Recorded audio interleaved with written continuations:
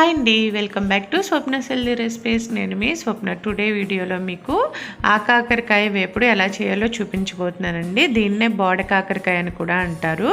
ఈ ఆకాకరకాయ వల్ల మనకి ఎన్నో ఆరోగ్య ప్రయోజనాలు ఉన్నాయి. దీంట్లో మెయిన్గా ఫోలేట్స్ చాలా ఎక్కువగా ఉంటాయండి. అది మన ఇమ్యూనిటీ పవర్ని బాగా పెంచుతుంది. సో ఈ కరోనా టైంలో మనకి ఇమ్యూనిటీ బాగా పెరగాలంటే ఈ ఆకాకరకాయలను కూడా ఎక్కువగా తీసుకుంటూ ఉండాలండి. ఇవి మనకి 2-3 మంత్స్లో మాత్రమే అవైలబుల్గా ఉంటాయి. వర్షాకాలంలోనే దొరుకుతాయి ఇవి. సో వీటి కాస్ట్ కూడా కొంచెం ఎక్కువేనండి. హాఫ్ కేజీ వచ్చేటప్పటికి 60 రూపీస్, అంటే కేజీ 120-150 కూడా అమ్ముతారు. బాగా కాస్ట్లీగా ఉంటాయి, కాకపోతే మన హెల్త్కి చాలా మంచిది. సో మనకు వీలైనప్పుడల్లా కుదిరితే తీసుకోండి. సో నేను వీటిని ఏం చేశానంటే ఫస్ట్ 2 ముక్కల కింద కట్ చేశాను. పైన పొట్టు తీయక్కర్లేదండి, మనం గింజలను కూడా తీయక్కర్లేదు. ఏమైనా పండిన గింజలు లాంటివి ఉంటే చూసారు కదా, అలా ఆ గింజల్ని సెపరేట్ చేసేస్తే సరిపోతుంది. సో మనం వీటిని డైరెక్ట్గా ఇలా వాష్ చేసేసి 2-3 టైమ్స్ తీసుకున్నాం. సో నెక్స్ట్ ప్యాన్ పెట్టి హీట్ అయిన తర్వాత దానిలో ఒక 2-3 టేబుల్ స్పూన్ ఆయిల్ వేసుకోవాలి. ఆయిల్ బాగా హీట్ అయిన తర్వాత ఒక 3 వెల్లుల్లి రెమ్మల్ని చిన్న చిన్న ముక్కలుగా కట్ చేసుకుని వేసుకోవాలండి. వాటిని బాగా ఫ్రై చేసుకోవాలి. అవి బాగా వేగిన తర్వాత దానిలో తాలింపుకి మనం 1 టీ స్పూన్ శనగపప్పు, ఒక 1/2 టీ స్పూన్ ఆవాలు, 1/2 టీ స్పూన్ జీలకర్ర, కొద్దిగా సాయమినపప్పు వేసామండి. వేసిన తర్వాత మొత్తం ఆ తాలింపు అంతా చక్కగా ఫ్రై అవ్వాలి. సో నెక్స్ట్ అందులో 1 టేబుల్ స్పూన్ పల్లీలు కూడా యాడ్ చేశానండి. పల్లీలు కూడా మన హెల్త్కి చాలా మంచిది. సో తీసుకుంటే మనకి మంచిది కాబట్టి నేను పల్లీలను కూడా యాడ్ చేశాను. సో నెక్స్ట్ ఒక 2 ఎండుమిర్చిని వేసానండి నేను. సో డైరెక్ట్ వేసాను.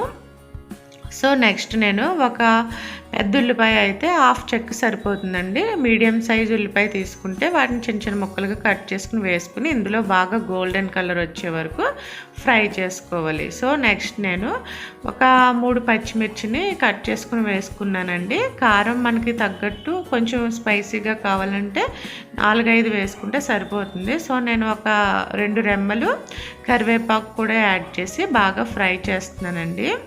సో ఇదంతా చక్కగా ఫ్రై అవ్వాలి మనకి. ఇదంతా బాగా ఫ్రై అయిన తర్వాత దానిలో నేను ఒక 1/2 టీ స్పూన్ పసుపు యాడ్ చేశానండి. ఆ పసుపును కూడా ఆయిల్లో బాగా ఫ్రై చేసుకోవాలి. మొత్తం అంతా చక్కగా ఫ్రై అయిపోయిన తర్వాత మనం ఆ కాకరకాయలను కట్ చేసి పెట్టుకున్నాం కదండి, అవి యాడ్ చేసేసుకుని మొత్తం అంతా కలిసేట్టు బాగా మిక్స్ చేసుకోవాలి. సో ఈ ఆకాకరకాయలు ప్రెగ్నెంట్ లేడీస్ తీసుకుంటే చాలా మంచిదండి. గర్భంలో శిశువు ఎదుగుదలకు బాగుంటుంది. సో నెక్స్ట్ నేను సాల్ట్ యాడ్ చేసి మొత్తం అంతా మిక్స్ చేశాను.